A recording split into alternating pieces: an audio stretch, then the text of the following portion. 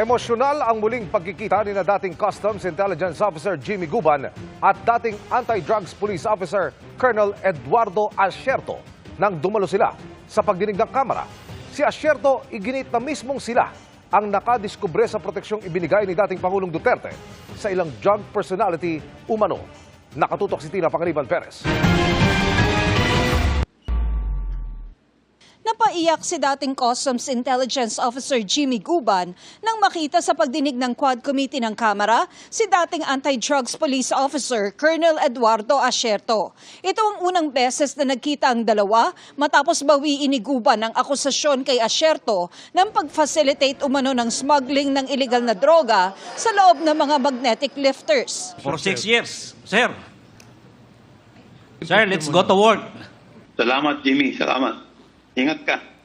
Sinabi na dati ni Guban na napilitan siyang ituro si Asierto sa takot kina Davao Congressman Polong Duterte at Attorney Man Scarpio, asawa ni Vice President Sara Duterte. Pati na rin umano kay dating Economic Advisor Michael Yang na talaga umanong may kinalaman sa pagpuslit ng droga. Sa pahayag naman ni Asierto, sinabi nitong isinumitin niya ang report kay dating PNP Chief Bato de la Rosa pero hindi raw ito pinansin. Nadiskubre namin yung protection na ibinigay ni Pangulong Duterte sa dalawang drug personalities na si Michael Yang at si Alan Lim.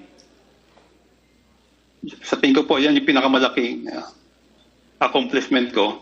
Kaya lang nga po is nalagasan ako ng dalawang kasama ko. During that time, Mr. Chair, walang Michael Yang eh. Ang alam ko lang na sinabi ni Colonel Asierto is Johnson Chua, which is both. Talagang subject namin dalawa yon.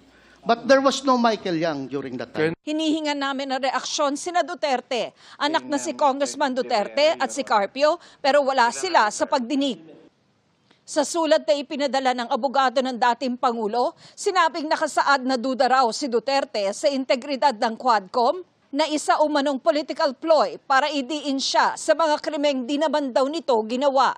Nababahala rin ang dating Pangulo dahil pinipilit umano ng Quadcom na magsinungaling ang mga resource person nito. Pwede na rin daw manghingi na lang ang komite ng transcript ng kanyang mga sinabi sa Senado tungkol sa war on drugs dahil marami na siyang nasabi roon. Hindi nakapagpigil ang ilang chair ng Quadcom ng Kamara sa mga batikos ng dating Pangulo at mga kaalyado nito. Gayong wala naman daw bahid politika ang kanilang investigasyon. Enough! Enough with the gaslighting. Enough with the distractions. Enough with the squid tactics. We cannot be knocked off course by words meant to confuse or mislead. Wala rin sa pagdinig ang asawa ng bise na si Attorney Carpio at humingi muna ng kopya ng affidavits ng mga testigo. Nagpadala ng sulat ang Chief of Staff ni Senator Bongo na hindi ito makakadalo sa pagdinig pero hindi binanggit sa pagdinig kung bakit. Hinihingan din namin ang pahayag si Senador Bato de la Rosa at ang nabanggit na si Michael Yang.